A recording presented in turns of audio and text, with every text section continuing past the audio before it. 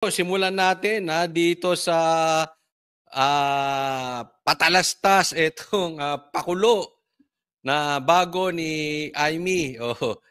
Aimee Solusyon. Okay? Sige, at tapusin muna natin yung buong ads at gusto ko po kayo magbigay ng komentaryo, ha? Oo, hindi ko muna puputulin, tutuloy-tuloyin natin ito. Pero gusto ko magbigay kayo ng komentaryo bago ko i-play ito. Ano sa tingin ninyo etong mga pinaggagawa ni Aimee? At pangalawa, after ng ads, bibigyan ko po kayo ng oras para magbigay ng komentaryo. Sa tingin ninyo, may silbi po ba? Or paek-ek lang? Or kung ano man ang inyong komentaryo dito sa pakulo ni Aimee Marcos. Ulitin ko, Aimee Marcos, hindi pa rin siya nagpapalit ng pangalan. Buti kung palitan niya Aimee Bangag. Hindi. Basta Aimee Marcos pa rin ang kanyang apelyido. Tuloy po tayo. Galit ako kay Lulong. Lulong, linta, ulupong, lasong, oportunistang nasa gobyerno. Ang aking panata, labanan si Lulong. Lulong sa droga, lulong sa krimen. Nagtutunwaring nag-aabot ng tulong, ngunit lulong sa korupsyon. Galit tayo sa buwaya, sa kapangyarihan ay lulong! Kung walang lulong, lahat susulong. Isinulong ang mahigit 800 bills at 91 laws, Senator Aimee Marcos, number 39 sa balota.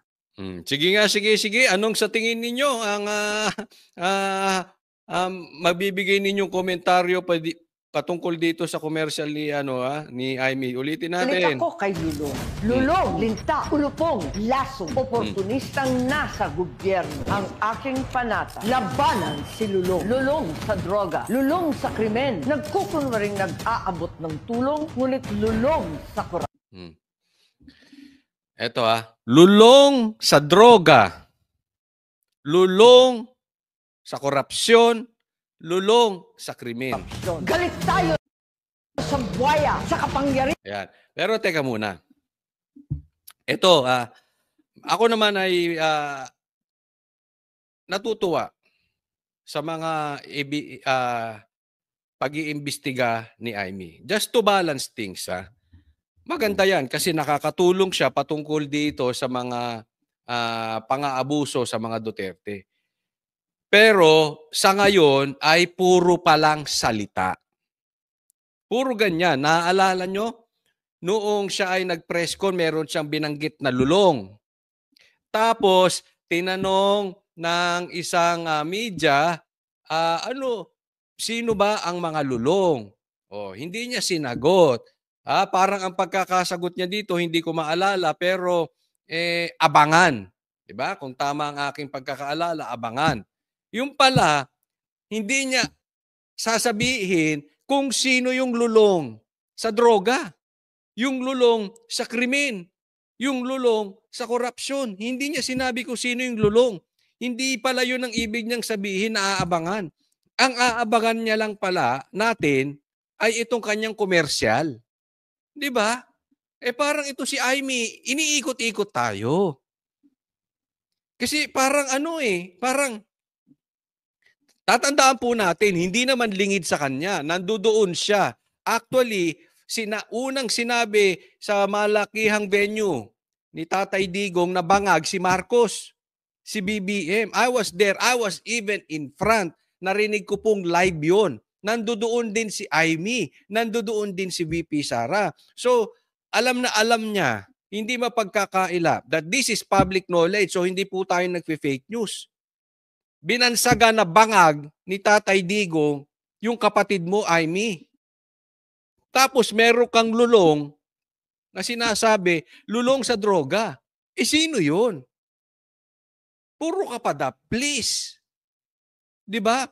Sabi mo, sasabihin ninyo. Sabi mo, aabangan namin. Yung pala, ang inabangan, ang dumating, commercial mo. Coach Oli, relax ka lang. Kasi may plano yan. Yan lagi sinasabi ng mga Aimenatics. May strategy yan. Di ba? Antay ka lang. Okay lang, mag-aantay. Sabi ko nga sa inyo, susuportahan ko to, aaraw-arawin ko pagsuporta kay Aimee. Basta dalawa lang. Hindi salita, gawa. Pangalawa, gawin niya before the election. Kasi kung papangakuan tayo, nasasabihin niya kung sino yung lulong sa droga, sino yung lulong sa krimen. Puro siya hearing.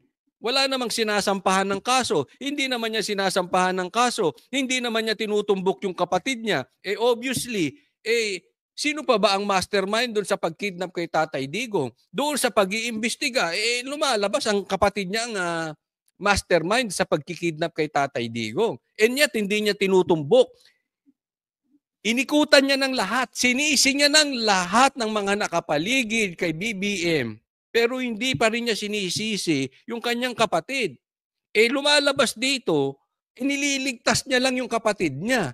Lumalabas dito, nililigtas lang niya yung karir niya bilang senador. Kasi nung kinidnap si Tatay Digong, siya ang number 1 dumausdos sa survey. Siya po ang kauna-unahan, talagang siya ang pinakamalaki ang dinausdos.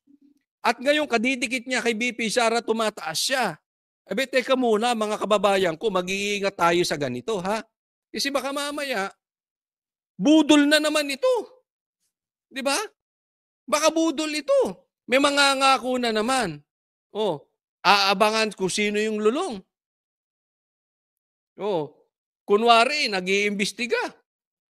After the election, pag nakaupo, nakalimot na, hindi na umihimik. Parang yung mga ibang senador dyan, tumahimik na. Yung iba nga, bumaligtad pa, gaya ni Tolentino. Pambihira, di ba? Kayo ba, papayag na naman kayo mabudol? Kami po hindi nabudol. Hindi po sa nagyayabang, ha? Hindi po sa naninisi. Pero wag naman paulit-ulit yung pambubudol sa inyo. Especially, yung mga matatalino. Pambihira, pagka 2 beses ka naman nabudol, matalino ka. Hindi ka na budol. Bayad ka na. Napaka-imposible na. Naku, hindi ko na kayo pangapangalanan. Pero, pambihira naman. Ang dami diyang matatalinong mga viewers. Ha? Ang dami diyang matatalinong mga taong bayan. Ang dami diyang mga matatalinong vloggers. Pambihira naman, pabudol naman kayo na. Huwag naman ganon. Okay? Ulitin ko. Hindi pa naman final ito Kasi sabi nga sa Banateros, pag tama, palakpakan, pag mali, banatan. And I think mali itong ginagawa ni Aimee until yung salita niya ay back-upan niya ng gawa. Okay yung ginagawa niya Ay okay yung sinasabi niya Pero dakdak pa lang Alam mo sa akin, sabihin ko in one word,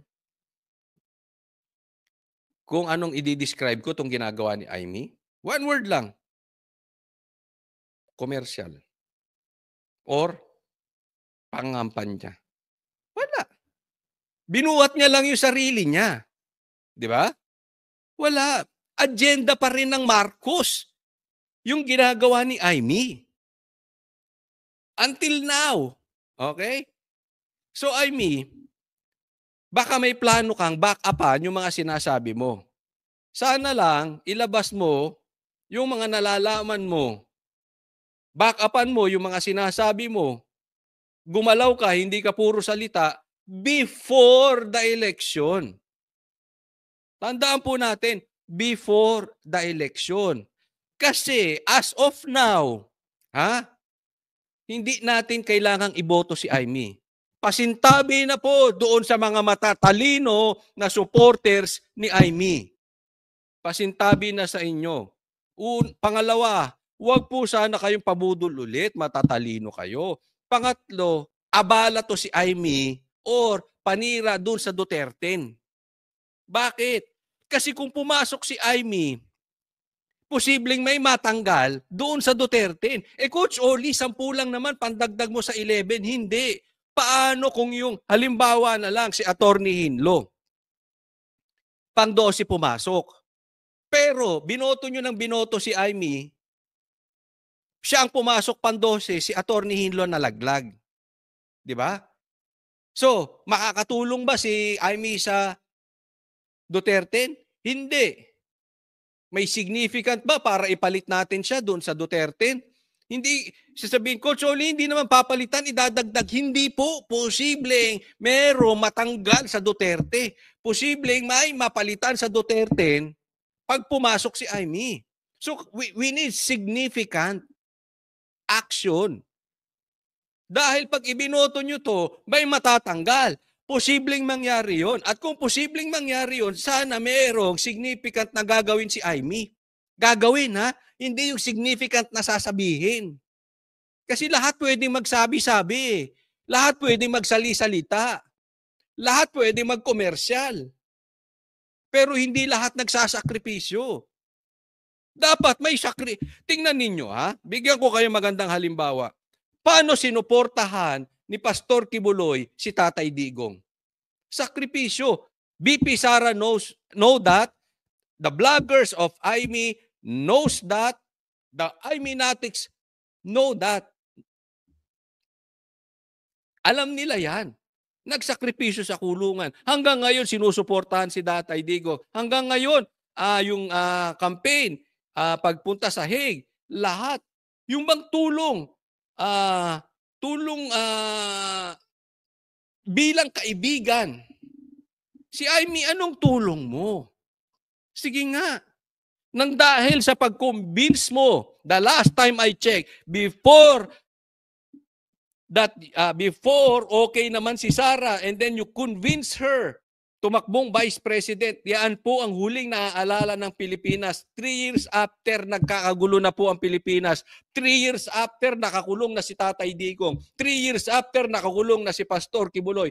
3 years after nang gulo ang police storage dyan sa KOJC. 3 years after, ang Pilipinas wala pa rin proyekto kundi puro ayuda pa rin. I really hope na ito si Amy maninindigan. Ha? Again, hindi ko sinasabi at sinisiraan si Amy. Itong mga ginagawa ko ngayon, itong mga sinasabi ko ngayon, is challenging her na magbigay ng lehitimo, significant na aksyon. Para hindi naman kayo nababansag ang budol. Kasi nabudol na ng kapatid mo eh. Ang bansang Pilipinas, including you, nabudol mo si BP Sara. Tingnan mo, nagkagulo ang Duterte, no? Nagkagulo ang Duterte. Ang daming nagawa ni Tatay Digong, ngayon nakakulong. Oo, sasabihin mo, hindi mo kasalanan. Yes, maybe I agree. But syempre, bago ka dumikit sa Duterte, magpakita ka naman ng sakripisyo. Hindi yung puro pakinabang ng pamilya ninyo. Di ba? Kung gusto mo, if you want something, if you love something, if you really love the Dutertens, we want to see the sacrifice. Hindi eh. Sa ngayon, ang nangyayari, parang pakinabang. Naging presidente yung kapatid mo, nailibing yung tatay mo sa libingan ng bayani. Ikaw dumadausdos na yung karir mo pagka-senador, ngayon tumataas na naman. Sa pagdikit mo sa ano, walang sakripisyo eh. Anong pakinabang ng Duterte? Wala. As of now. Posibleng magkaroon. Posible. Posible naman. So pakigawa. Para hindi naman puro pakinabang lang, Amy. Meron namang mapala ang Duterte, ang Duterten, at ang taong bayan. Sana naman, Amy, galaw-galaw ka din. Ito may papakita po ako sa inyo dahil isa po itong hindi maganda at posibleng ginagaya ni Amy ang kanyang kapatid na si Marcos. At ito ay hindi magdudulot ng mabuti sa bansang Pilipinas. Ipakita ko po. Merong post si Banatbay. Basahin ko yung post ni Banatbay 2.0. May nasagap akong balita. Si Mangga daw nag-hire ng mga vloggers to campaign for her. Laki daw bigayan. Gaano katotoo ito? Here we go again. Okay? Una, may nasagap si Banatbay na si Mangga daw. So I assume, hindi ko alam hindi ko sure kung sino tutukuyan dito ni Banat Bay. But alam naman natin may sinabi si Sara na mangga. At after nun, yun man ang tinutukoy ni BP Sara or hindi, after nun, ang tawag kay Aimee ay mangga. Para dun sa hindi nakakaalam, bakit mangga? Manggagamit po. No? So, ganyan na po ang bansag kay Aimee at kay BBM. Pero ito ay talagang patukoy kay Aimee. Nag-hire namang vloggers to campaign for her. Laki daw bigayan. Gaano katotoo ito? Actually, hindi lang kung si Banat-Bay nga ang tinutukoy niya rito ay si Aimee, no? Actually, hindi lang naman, hindi ko sure kung si Aimee nga ang tinutukoy, hindi naman namin napag-uusapan to. No? Pero para sa akin, kung si Aimee nga ang tinutukoy ni Banat-Bay dito, hindi lang po si Banat-Bay ang may nasagap na balitang ganyan. Actually, before pa, may nasagap na kami. Even after the election, nung nanalo na yung kanyang kapatid bilang president, may nababalitaan na kami. Kaya nga sabi namin, teka muna, meron talagang nagtatanggol kay Aimee. Meron talagang Aiminatics. No? Kasi nabalitaan namin ito. Ako personally, nabalitaan ko ito. Okay? So, ibig sabihin, talagang pagkaupo pa lang ni BBM, siguro, sa tingin niya, kung totoo man yung nabalitaan ko or hindi, posibleng hindi talaga maganda ang magiging performance ng kanyang kapatid. Una. So, nasa isip niya na yan, kailangan niya ng vloggers to protect her. Pangalawa, posible rin na may pangarap siya talaga na hindi lang pagiging senador. Maybe higher, di ba? Siguro, baka mamaya in the future ay gusto nitong maging president or vice president. Kaya nga po, possibility lang po kasi ang aga ng nabalitaan kong pag-hire niya ng vloggers. Bakit? Di ba? Katatapos pa lang. Yung narinig ko to, katatapos pa lang na eleksyon. Ngayon, kung hindi totoo ito, kayo manghusga. Pero kung totoo ito, kayo rin humusga. Pero kung talagang ikaw ay mag-o-observe, meron talaga di ba? Meron talagang lehitimong pumoprotect dito kay Aimee. Siguro naman, na-obvious nyo. Di ba? Hindi ko na kailangan pangalanan, pero na-obvious nyo. Okay? Hindi ko sinasabing totoo yon, pero kung totoo man yun, in my opinion, it's too early. So may pangarap ito maging vice or president, higher than Senate. Ngayon, papayagan pa ba natin that another Marcos will be a president again or maybe a vice president again? Hahayaan ba natin yun? Diba? Para sa akin, abangan natin, gaya ng sabi ko kanina, abangan natin ang kanyang mga isisiwalat patungkol sa kanyang kapatid o sa kanyang gobyerno dahil alam ko, maraming alam to. Hindi pwedeng salita lang siya. Dapat patunayan niya ng gawa. No? Pwedeng suportahan ng senador. But ako, until wala akong nakitang gawa, until now, puro lang salita si Aimee. Kaya I will not support her. Kung gusto niyo suportahan, wala nang problema Napaliwanag ko na yan na nasa sa inyo yan, hindi naman diktador ang Banateros. Hindi naman ako diktador kung sino gusto nyo suportahan. Kaya lang nakakasira si Aimee sa Duterte. Naipaliwanag ko na po yan. Panuorin nyo na lang. Baka marami na po akong vlogs about it. Panuorin nyo na lang kung bakit nakakasira sa Duterte si Aimee. Hindi siya nakakatulong sa cost ng senatorial balls ng Duterte na kabilin-bilinan ni Tatay Digong mag-straight at masisira ni Aimee yun. So, kung susuportahan natin to si Aimee or susuportahan nyo, sana lamang hingi kayo ng lehitimong gawa. Hindi lang salita. Diba? Pangatlo, hindi kasi ako, alam nyo, hindi ako agree doon sa mga nababayarang vloggers. Lalong-lalo na kung ito ay nakakasira sa Duterte, 'di ba? Bakit? Kasi nakita naman natin na kalaban na ng Marcos ang Duterte. Talagang binabanatan nila ang Duterte. Binabanatan nila ang Duterte. Bakit pa tayo susuporta doon sa napapasama ang Duterte? Saan ba napasama ang Duterte kundi sa Marcos? O sasabihin nyo, hindi naman Hindi naman si Bibi. Hindi kasalanan ng kapatid. Ang ginawa ng kapatid. Oo, pero wala naman siyang ginagawang aksyon. 'Di ba? Hindi siya pwedeng mag-aktong kapatid dahil senador siya.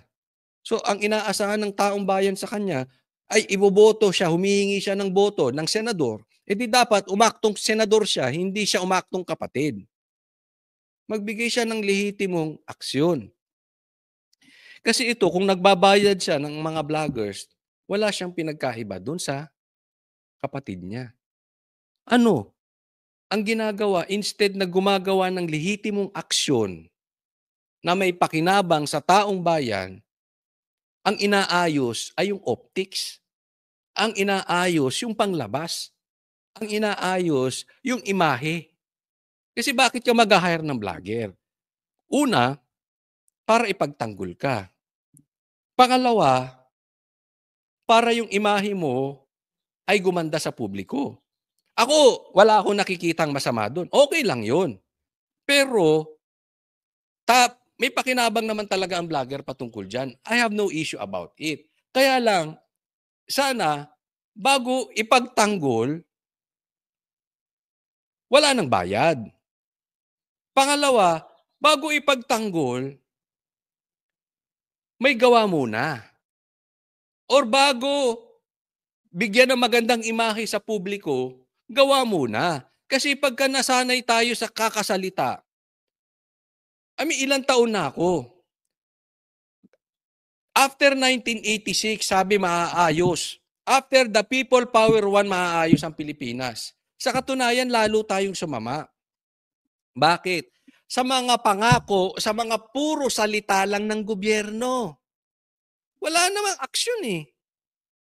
So kung ikaw vlogger, bakit mo susuportahan or bakit mo pagagandain ang imahe ng isang politiko base sa salita? Ikalulubog tayo niyan. Dapat, walang masama kung ipopromote mo ang isang kandidato, meron ka ng hawak na proof. Meron ka ng hawak na gawa. Paano ba nakabalik si Amy? Dumausdos na ang ano niya na. Dumausdos na. Dumausdos na ang survey ni Amy.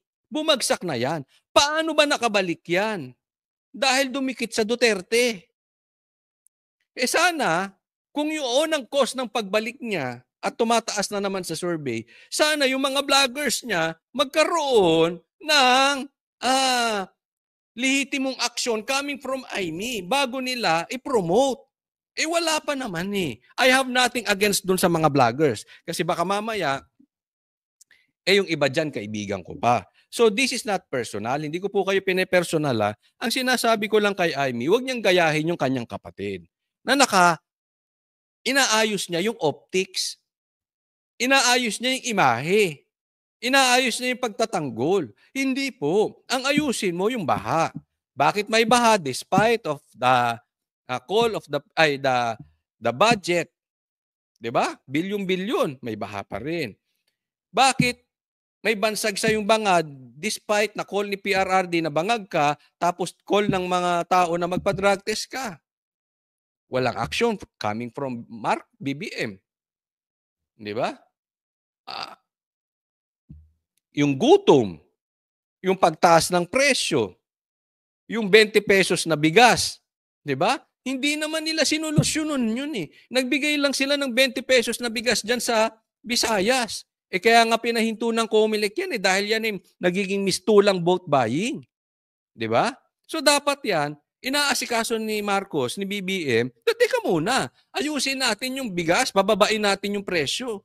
Hindi yung panglabas lang. Hindi yung optics lang. Hindi yung imahe lang sa taong bayan. nagbigay ka ron ng 20 pesos na bigas sa Visayas lang. Ano, doon sa Visayas lang may Pilipino? Pangmadalian lang. Lahat na lang gagawin natin during the election. Same thing ka, Amy. Di ba? Ngayon maganda ginagawa mo, parang yung ginagawa ni BBM na 20 pesos ng bigas dyan sa Visayas. Pero para sa atin, puro salita lang yan, walang gawa. Bakit ka mo? Yung 20 pesos sa Visayas lang eh. At hindi niya kaya i-maintain yan throughout